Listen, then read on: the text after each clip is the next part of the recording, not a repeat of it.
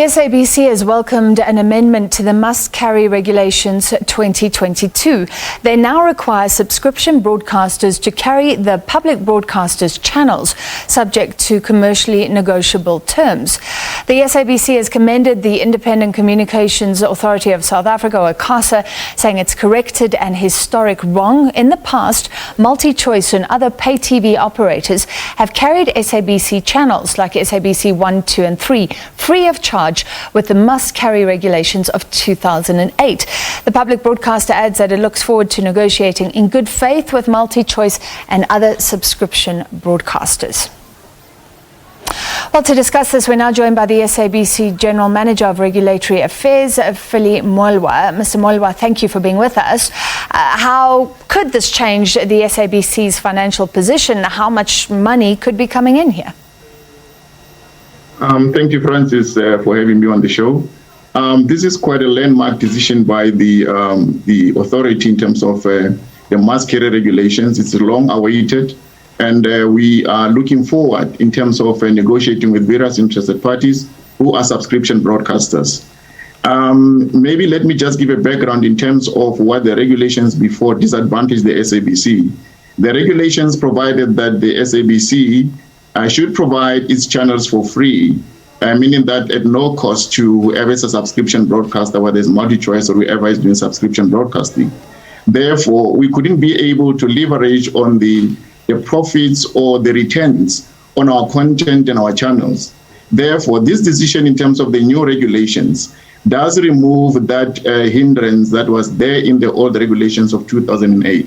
It allows us to negotiate between the parties in terms of what we believe our channels are worth in terms of value, and therefore come up with something that really makes business sense to the SABC. Therefore, it is true, this regulation will allow the SABC to really inject a lot of capital in terms of its business. We're expecting a lot of hundreds of millions out of it.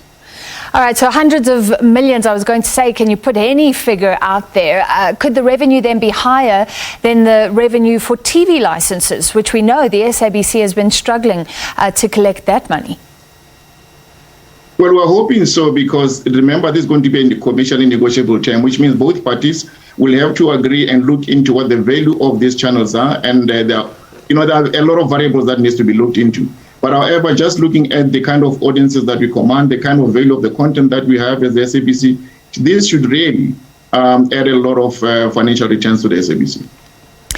This may be a risk for carriers like DSTV. I was just thinking that the SABC has all the leverage here in negotiations, because the DSTV, for example, has to carry all SABC channels. It now has to negotiate a price.